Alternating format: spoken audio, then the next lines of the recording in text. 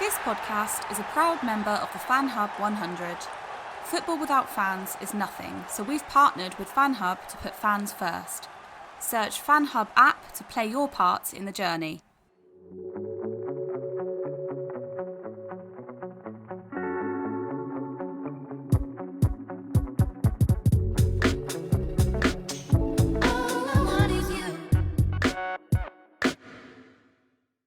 Welcome back to another Speak Sunderland Reaction podcast. Sunderland were back in action last night against Burton at the Stadium of Light, a side that Sunderland had won once from 5 attempts prior to yesterday's game, with that now stretching to 1-6 following another 1-1 draw.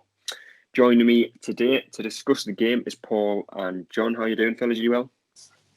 Yeah, good, thank you. And Paul, it's another poor result yesterday, another underwhelming performance. I think it's fair to say 6 games without a win. How depressing is it being a Sunderland fan right now? Oh, it can't get any worse, really. The only sort of glimmer of hope is that we should be getting a new manager in, hopefully in the near future, and owners to match as well. But as for the game itself, you can't see it getting better anytime soon. For me, Parkinson might as well have stayed for that game. It was no different, really. We had Embleton on, which I sort of made a little bit of a difference, but not massively. So yeah, as a Sunderland fan, it's just really disappointing. There's no light at the end of the tunnel just yet. We'll look at the team started the game. We'll look at the Sunderland team started. And goal was Remy Matthews. Luke O'Nien started as the right wing back once again. Conor McLaughlin slotted in at centre half alongside Bailey Wright and Tom Flanagan. Denver Hume kept his place at left wing back with McFadzean on the bench. Josh Scullen kept his place on the side. Max Power came back in, replacing Chris Maguire. Grant Ledbetter, Elliot Embleton and Charlie Wyke. And John, there was a few changes to the team yesterday. Obviously, Embleton came in, Power came in, but it was the same system, 5 at the back or 3 at the back, depending how you look at it. We're playing 2 holding midfielders at home to 23rd place at Burton, I think it was. Were you disappointed to see the same kind of style? Obviously, Andrew Taylor's not going to be the manager for long. It was kind of a get out of jail card for him to change it up, see what works, what doesn't work. But he's stuck with the same formation, the same style, the same crop of players. How disappointing was it to not see a big change? Yeah, it was very, very disappointed. Even in the first 20 minutes, I think we should have seen. Obviously, we had the ball, easily, and you could easily tell them we don't need Grant Ledbetter and Max Power in the middle. You could have easily taken one of those off and gone with another striker, because we were controlling the whole game. But we seem to be so conservative, even at home. And like you said, it's the same. And Parkinson might as well have been in charge again, because it was the same remit as before. So yeah, very disappointing. Yeah, and Paul, you see, for the last few weeks and even the months, Parkinson and obviously now Taylor, he's favoured the more of a defensive approach. And, at the start of the season, it was working in terms of results, not so much performances, but the results were coming. But there were 1-0 wins or, scraping the goal in the last minute. But now the defence seems to have, I know there's been a few changes. Obviously, Willis is missing. Jamali is out for the season, although he didn't actually feature too much. How much do you think it impacts the play style playing 2 holding midfielders, especially at home? It impacts it a lot, really. I mean, I think at first it was working. I think we got figured out quite quickly, to be honest with you. What we need, in my opinion, and I think what done yesterday was to definitely change it up. Like you just said, he had no pressure. He could have done like a 4-4-2, had a bit more of the youngsters on there, just took a risk, have a bit more pace, a bit more attack minded. He said that they were going to have a bit more freedom to play. It didn't look like it to me. So I think if you've got Grant Ledbetter and Power, even just they seem to like get the ball, hold it up, have a look, pass sideways, pass back. There's no sort of through runs or through balls getting put. It's just so frustrating and so one-dimensional that even the poorest teams in the league can sort of figure a way around it. Yeah. So yeah, I'm just gutted really that he didn't try. At least, I mean, even if he'd got slaughtered 4-0, but he'd tried to do something else, I think I would have had a bit more respect for him. Yeah. And John, as Paul said there, Andrew Taylor did say in the press conference prior to the game that, the players will be playing with freedom. a lot of people on Twitter, including us, said, the shackles were off. There was rumours about certain first-team players falling out with Parkinson's, so we did think, now Parkinson's gone, they might, show a bit more enthusiasm and stuff. But for you yesterday, was that a side that was playing with freedom or not? No, I don't think so. I don't know what to make of it, really. It was just a bit rigid. Power looked busy without really doing anything. We turned away from their goal so many times and went back to Bailey Wright and the keeper so many times. It was unreal. And even Danny Collins on commentary was saying, we need to take a chance. We need to, like the centre-backs weren't even stepping in. I don't think any of our centre-backs crossed the halfway line. Yeah. And that's, especially at home, different when we're away, maybe sit back and be conservative. But at home, like literally everyone was doing it. And you can't tell me the shackles were off yesterday. I mean, Embleton did okay, but didn't really do a lot. Scowen probably really didn't do a lot. The best player probably going forward was probably Hume, and even he, by his standards, wasn't that great. But apart from that, I didn't really see any change in anybody. Yeah. Well, Burton got the game underway, and Sunderland controlled the game from start to finish, really. But they failed to create. They didn't take chances. They defended well.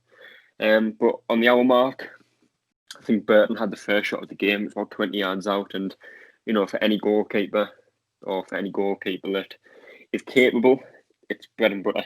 He takes it into his chest, plays it out. We get the ball moving again, but he dropped the ball.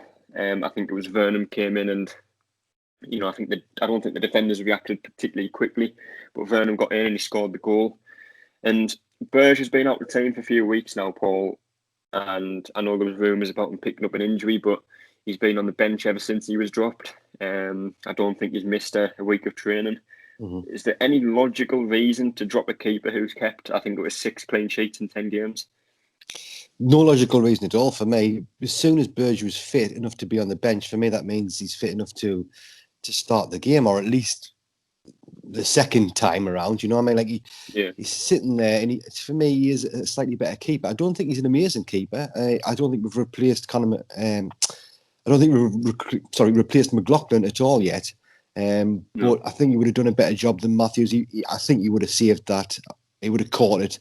I mean, that's the sort of thing they practice all the time in training. Even before the game, they're practicing them sort of shots. It wasn't a massively powerful shot or anything. He just sort of bounced off his chest, didn't grab it properly, and that caused the goal. So, yeah, for me, Burge should have started, and he should definitely start in the next game. Yeah. And another player that goes, I'd say under the radar, it's not necessarily under the radar, but I think has a bigger impact on the team than people recognise him for, is obviously Jordan Willis.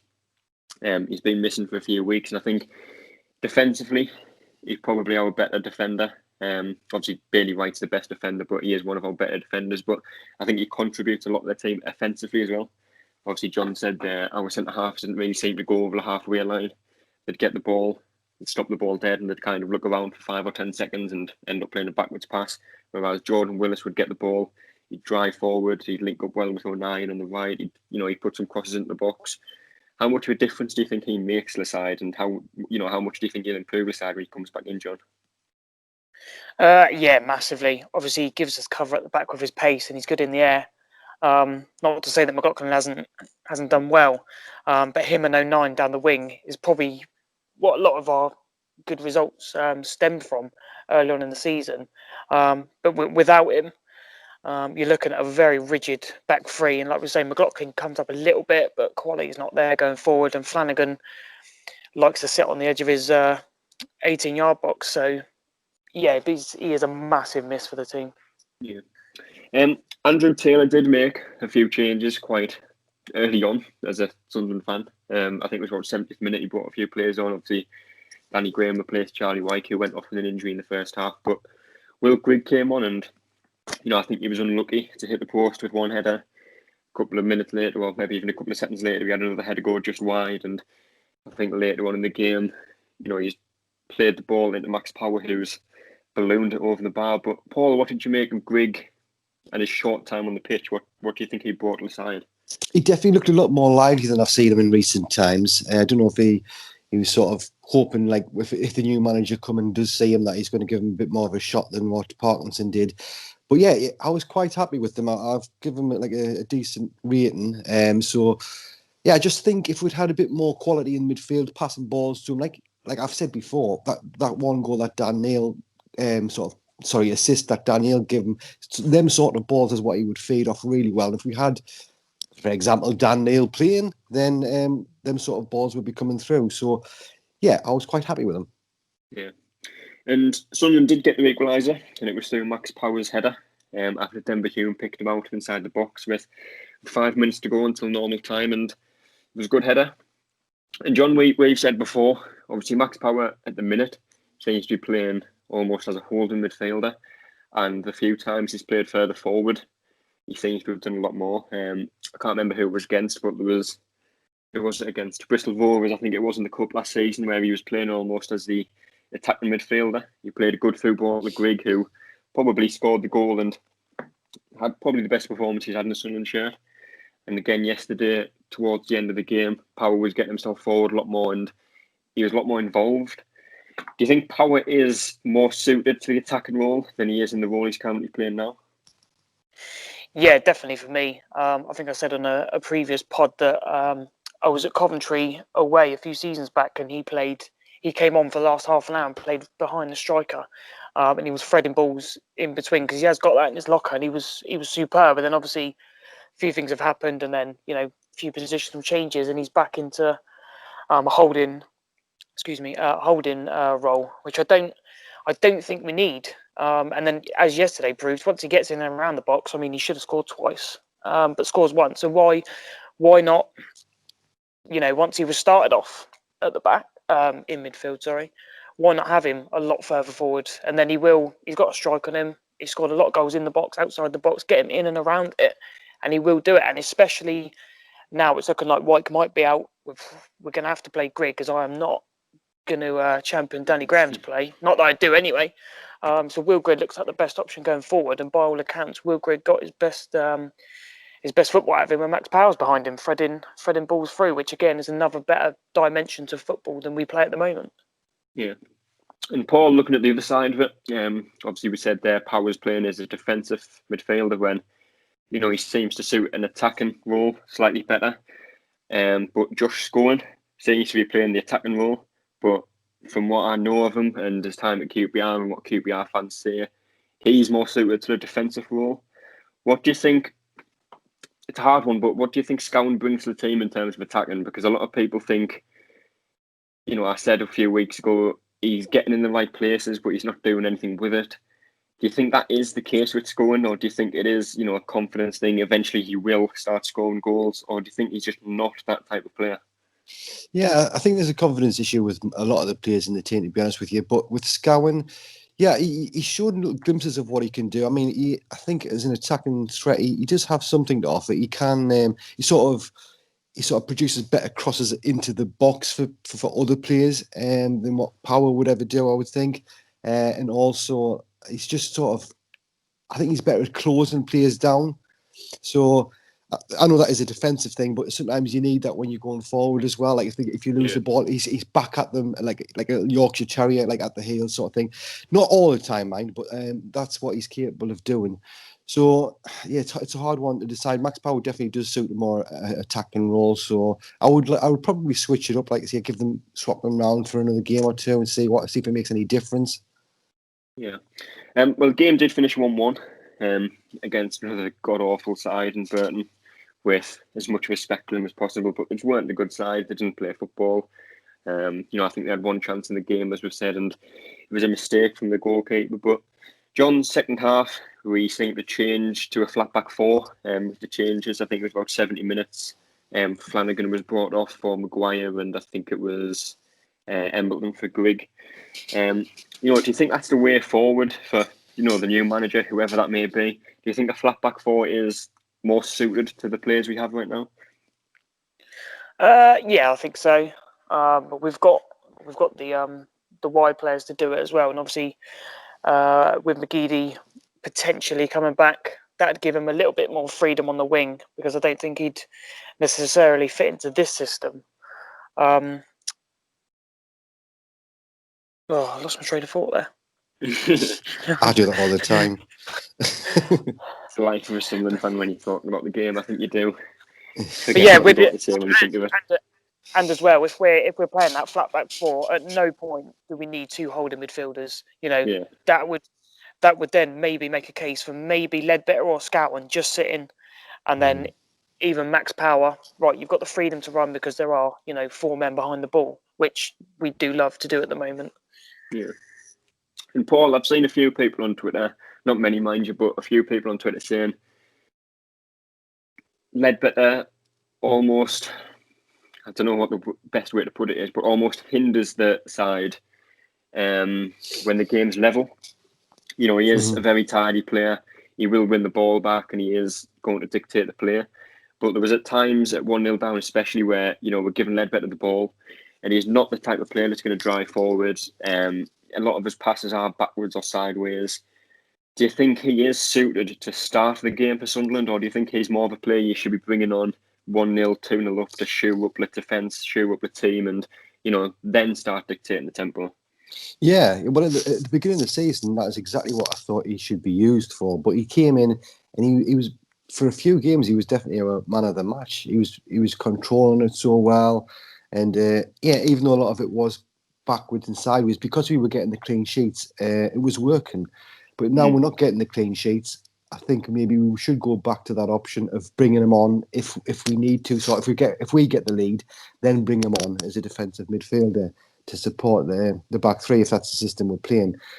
So yes, I think what you're saying is, should he start next game? I personally would probably leave him out and get one of the youngsters in, like I've said before, Dan Neil, Diamond, keep playing Embleton. I really want to see these youngsters have a good couple of games, because I think with Wyke being injured now, Grigg up front is going to need that sort of support, them sort of players. I think it would make all the difference. So yeah, that's what I would say with regards to Ledbetter.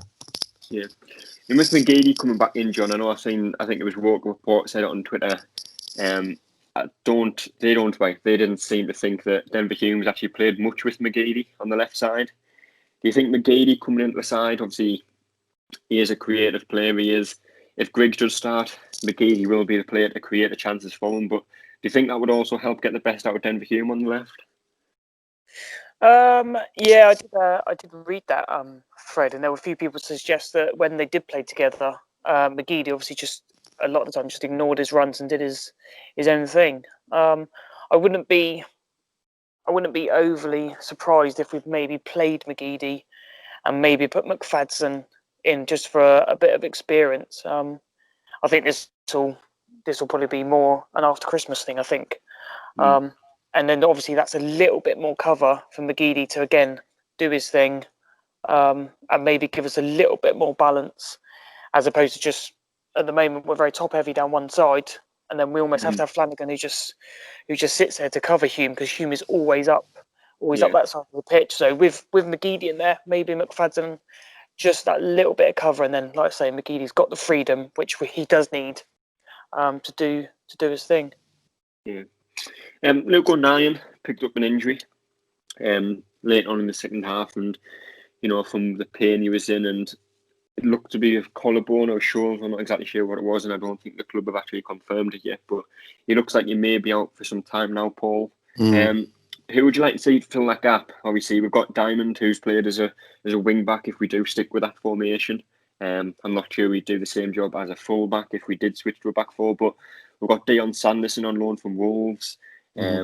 Obviously, Conor McLaughlin is a full back, not necessarily a wing back, but again, going back to the flat back four idea. Who would you like to see come in for O'Nien? Well, I think Conor McLaughlin's been playing decent where he is, especially whilst Willis is out, so I would leave him where he is. Sanderson, I was quite impressed with the few, not massively impressed, but I thought he was decent when he's been on. So I think I would probably switch him in place of O'Nien and leave sort of Diamond over the other side, a bit more attacking minded. But yeah, it's a big miss having O'Nien out. I think it might have been like a dislocated shoulder by the looks on it. Hopefully it's not something broken. But yeah, it will be a miss. For me, I would try Sanderson. Yeah. And John, for you, who Luke O'Nien, he will be out for a few weeks at least. Who would you like to see come in and that right back / right wing back position? Yeah, I'd go with Sanderson. I think he was signed as cover for Jordan Willis, and he obviously he's got the legs, which is the sort of thing that we want. And he played pretty decent at Cardiff last season in the Championship. So you would have thought at this level he should slot in easily. Yeah. We'll move into the player ratings from the game, and again we will start with Remy Matthews, who, I think I tweeted halfway through the game about how poor his distribution is. He can't seem to kick the ball, and up until the second half he was untested.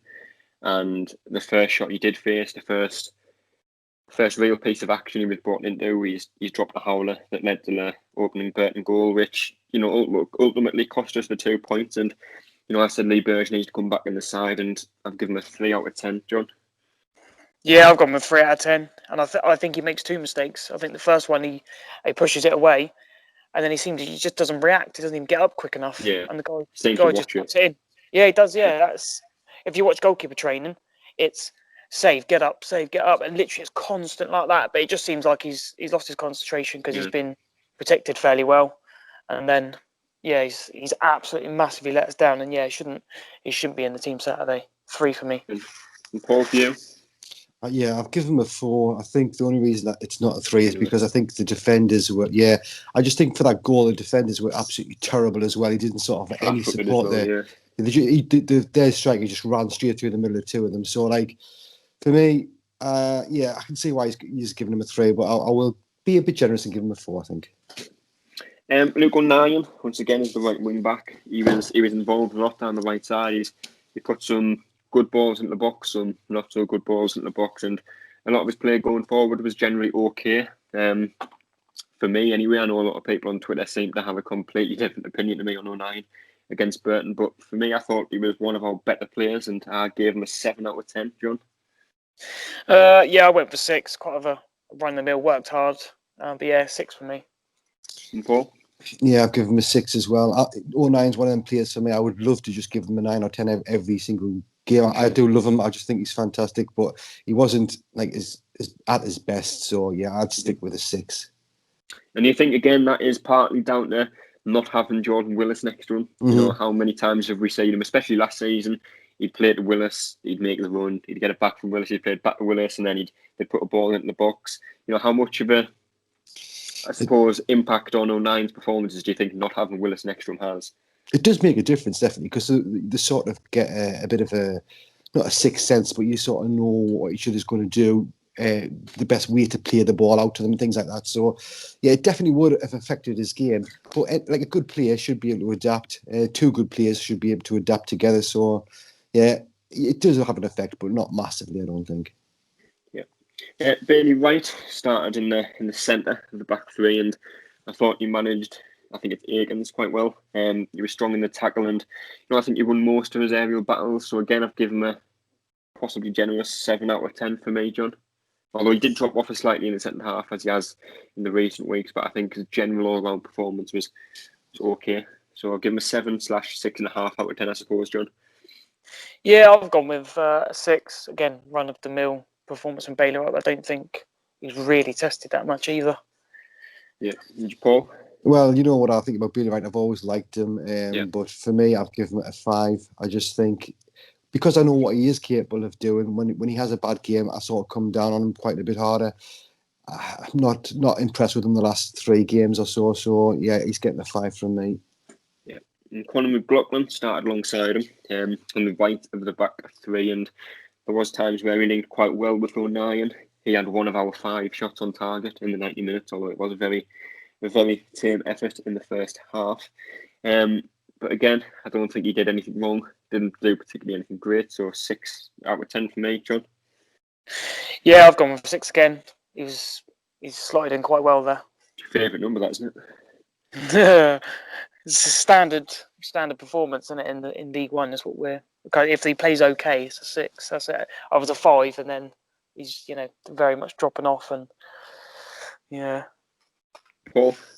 Yeah, I've given him a 6. I think he's in that game. He was the best of the 3 defenders for me. At least he was trying to get forward. He looked a bit more attack-minded. Like, I know he's not an attacker, but that's what we needed in a team that's just passing backwards and sideways. It was nice to see him try and get forward, so I'll give him the 6. Yeah. I think we should start doing these ratings out of 100. We might get a few different numbers each week. 17.3 or something like that. Tom Flanagan, again, started on the left of the back three, and he did nothing of note, nothing wrong, nothing great. But again, the one thing you did notice was his flaws with his passing at times. So again, 6 and 5.5 out of 10 for me, John. I've actually gone with a 5 because all I can remember him is having so much time, and he still gives the ball away. That's that's unbelievable. That can't wait till Shamajd's fit, but he won't be for a while. So yeah, and Paul. Yeah, he's got a 5 for me as well. Just not producing it for me. It's a bit flappy again. So yeah, I'll try to give him a 6, but I think because McLaughlin got a 6, he wasn't as good as McLaughlin, so I'll give him a 5.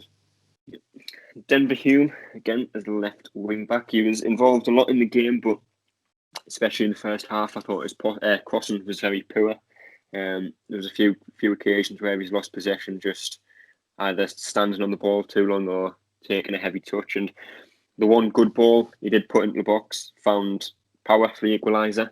So before that, I had him down as a 4 out of 10, but obviously he's got the assist. He's earned us a point, so knocked it up to a 5. Very generous. John? I've actually gone with my resident 6. I think but it's, again, he got the assist. I don't think his crosser wasn't amazing, but I still think there's so much pressure on him to obviously get us up the pitch, and he's still only a young lad. And if you watch him, he's got 3 players around him, and they're like no one else is helping him out. So I think for that, and he's not one of those players to hide. So for that, and from what I saw last night, I will give him a 6. Yeah, and what I said about Denver Hume on Twitter was, I think he has come on a lot this season, but he reminds me so much of Watmore in the sense that, in terms of technical ability, I don't think he has much of it. I think he's a hard worker. He's fast, but his first touch lets him down a lot. He seems to overrun the ball a lot, and he still cannot use his right foot, which I think I said last week hinders him a lot, hinders the team a lot. It makes him very predictable as a player. But Paul, for you, Denver Hume against Burton? Yeah, I actually agree with both of you there. Both of you, as I said, was spot on. I have given him a 6 just because I think when you see him running down the wing, he just makes their defenders nervous. Like John said, he gets 2 or 3 players around him, so he's dragging players from other areas. If his final ball was better, then he'd be getting 7s for me. But I cannot give him higher than a 6 for that performance yesterday. Yeah, Josh Scowen played in midfield, and in the first half again he was especially busy. Put some good balls into the box. One cross which led to a very strange decision from the Burton keeper where he kicked it instead of handling it. I'm not sure if you remember that, but that was a very, very strange decision. But 5 out of 10, I think I'd give him, because I do think he dropped off a little bit in the second half, as when he took the corners off Embleton. I don't think we're particularly great again. So yeah, 5 out of 10 for me, John. I've gone for a 5. I've gone for a 5. Yeah, 5, because I think if he's playing a lot forward, like in a similar position to Embleton, then you've got to expect a lot more creativity. Like if you put Maguire in there, Maguire is in theory going to create something. So if he's in there and he's not creating, then he goes down as a 5. Yeah, and Paul? Yeah, I have got it down 6 here, but I am going to change it to a 5 because Hume and 09 I've got down as 6s, and he wasn't as good as them. So yeah, not great. I'll give him the 5. Yeah. Going to Ledbetter, as we've mentioned, played in the whole midfield role, and I think he's always a difficult one to give a rating because, very rarely does he do anything wrong, but very rarely does he do anything that stands out. So, I think kind of like Honeyman was when he was here, 6 out of 10 most weeks. I think Ledbetter is for me, but yeah, 6 out of 10 against Burton, John.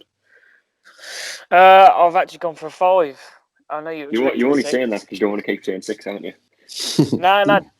Honestly, again, last night there were so many opportunities for him to step in. We had so much space in there, and even my wife was watching, And she was saying, why can't he go forward? He doesn't. He comes back. He turns.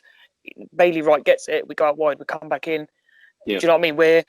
We said it earlier. There's no press. If you press into the opposition's half, someone's then going to have to come to you. That creates space for someone else. But he just wasn't doing it last night. Different. Again, if we're away from home and we're winning and we're trying to, then yeah, Ledbetter all the way. But for last night, wasn't enough attacking attempt from me, and that's what we need. So yeah, he gets a 5. And Paul? I totally agree with John. I have given him a 6 just for the simple fact is he's not an attacking player, so he's doing basically what he is good at. And even though it's frustrating for us to watch when we do, it's not what we need. It's not his fault he's being put in the team. Like you say, he should probably be starting on the bench next game. So just for the simple fact that he's doing what he's better at than he's not like an attacker, if you know what I mean. I've given him the 6. Yeah. And Max Power made up the midfield. And especially in the first half, as we've said, he did seem to play more of a defensive role. He made changes later on in the second half, and he seemed to move up the pitch a bit more and offered a lot more to the team.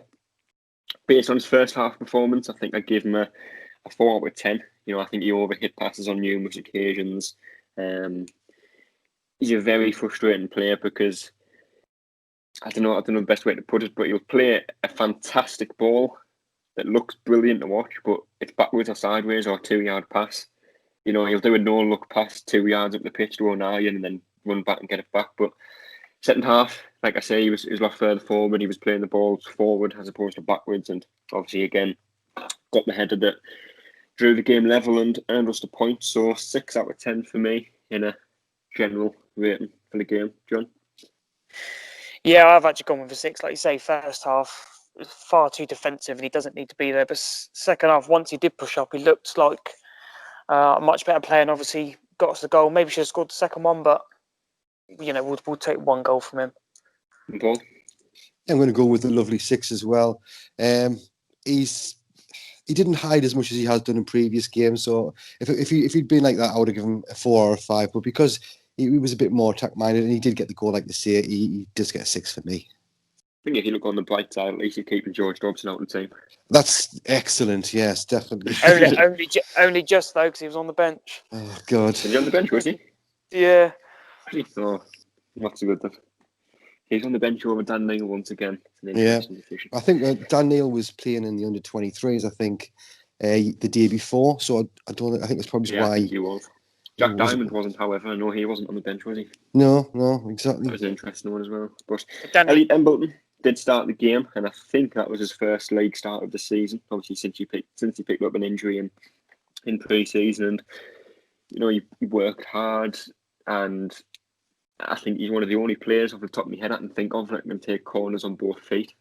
I think that's a very unique ability to have. Although the crosses weren't great, so it didn't really count for much. But some of his link-up play was decent at times. He put some okay balls into the box. I thought it was a okay performance, nothing terrible, nothing great. So again, a standard 6 out of 10 for me, John.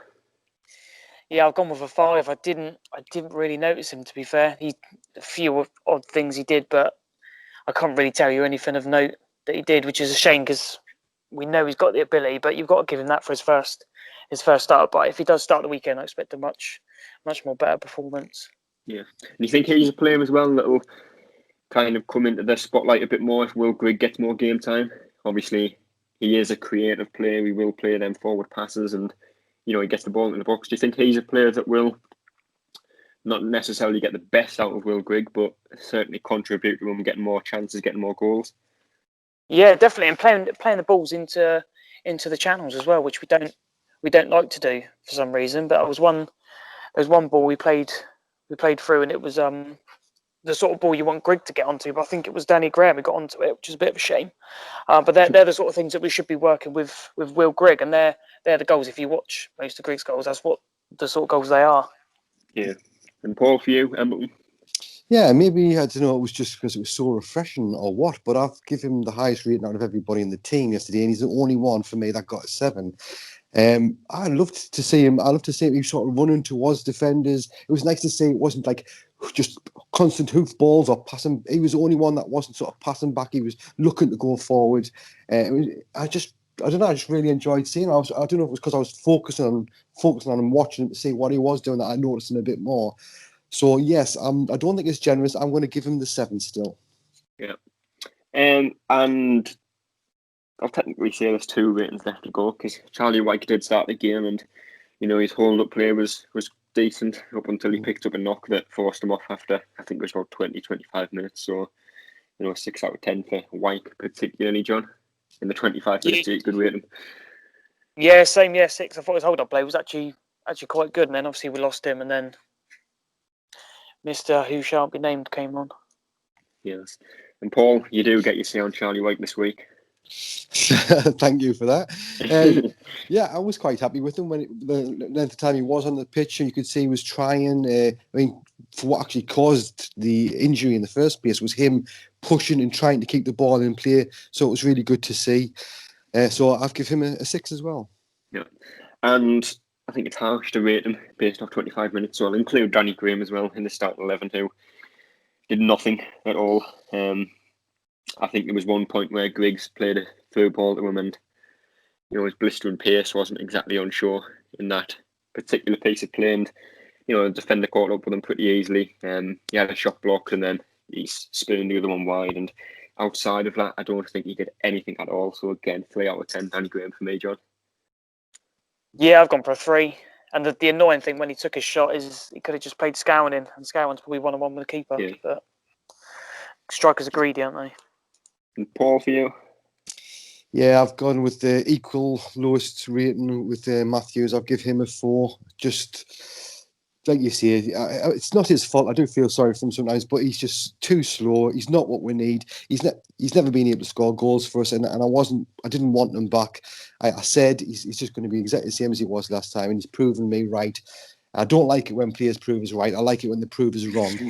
So yeah, he's getting a 4. Obviously, we got rid of a striker. Can you remember from the quiz, John? Which Kyle striker we got rid Lafferty. of? Yeah, Lafferty, I remember.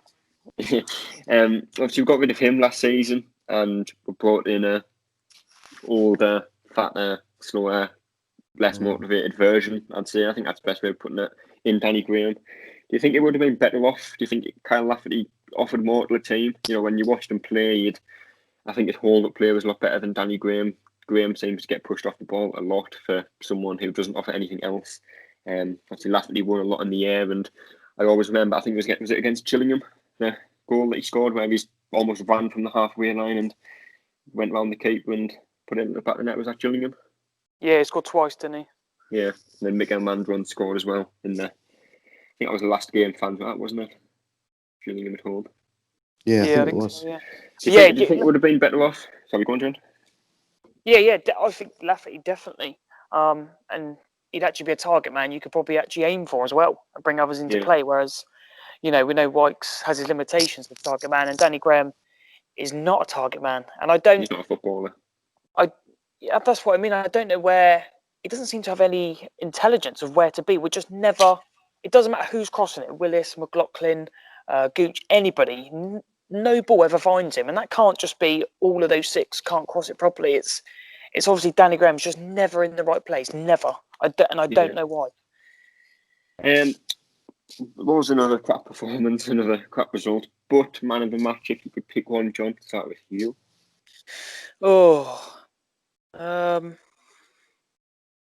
God, you put me on the spot there. I'll probably just go with Power. He scored, and he looked a lot better further forward. So hopefully that's in the thinking for Saturday. And Paul, for you, the man of the match. Man of the match, I'm going to give it to John's 5 out of 10, Embleton. You hate me for that, don't you? No, I don't hate you, Don. Honestly, that's what you've seen when you've watched the game, so that's fair enough. He says with a menace on his face. In fairness, I was probably focusing on what other people weren't doing as opposed to what Wilson probably was doing, because obviously thinking now he was okay on the ball and a lot more assured than the rest of them. So yeah, I've probably done him a disservice there. I think in the match report I did. I give it a Luke O'Neill. Yeah. He's going to be out for 6 weeks though, isn't he? If it looks like it's longer. Yeah. I've seen someone post a thing. It's only off Google, so you can never tell off Google. I know we always used to Google symptoms when we were ill or something, and it would say we're going to die in a week or something. So Google's never particularly accurate for weeks of recovery and stuff. But I think I saw something on there that said it could be 12 or 13 weeks, depending on what Yeah, you've done. I saw a thing on as the Northern Echo. I think it said 3 months, but I think if it is just a standard dislocated shoulder, I'm sure it's 6 weeks. You just have a little, because I've had it myself, little operation on it, and then you should be all right after 4 or 5 weeks. So hopefully he's back, just after Christmas. Interesting one. Well, our next game again is on Saturday against a very good side, against Wigan, who are bottom of the table. Predictions for that one, John? I put my neck out here, and I'm gonna say we're gonna win 3-0, and I'm hoping Andy Taylor does let the shackles off this time, and absolutely goes for it. If he go for him, kill him off the first 20 minutes, then hopefully we'll be fine. But we'll probably be sat here talking about a 1-1 draw. Possibly best case scenario that as well. But Paul? Yeah, if it's still Andy Taylor, which it probably will be, I don't know if a manager will be in time to do anything with that. Even if we've got a manager in the stands watching it, that might make them play with a bit more urgency, a bit more focus. But it's a tough one to predict. It depends totally on what the manager or whoever's picking the team does do with the tactics. If he changes it up, puts a bit more youth in, like we mentioned earlier on. But if we're going to go off the same sort of situation, same sort of tactics as we did against Burton, then I'll go for a very hard-fought 1-0 win. Yeah, I think I'll go for a 2-2 draw. 2-2 draw. Danny Graham and Will Grigg to score. Danny Graham, wow. Danny Graham's going to get his first league goal for the club, I think. Excellent. I'm not going to go to the bookies and put that on if you don't mind. I was going to say, put your money where your mouth is for that one. You're looking at the big bucks. I remember I had Graham to score when he scored against Everton. I won about 300 quid. It was definitely a bold decision to reward that goal to Danny Graham. Like, he tried to jump out the waiver, didn't he? Yeah, I'll take the money, definitely. That could have been a question in the quiz, couldn't it? Who took the original shot? Yeah. Was it Van Aanholt? I've got no idea. Yeah, I think it was. We might include something like that in the next quiz we do. Hopefully that one saves as well, but we'll see. That is all we do have time for today. Thank you, Paul and John, for joining me. No worries. Thank you for having us on again. Thanks for having me. Yeah, cheers. We will be back again on Monday afternoon, hopefully, to discuss Saturday's game against Wigan Athletic. But until then, we will see you later.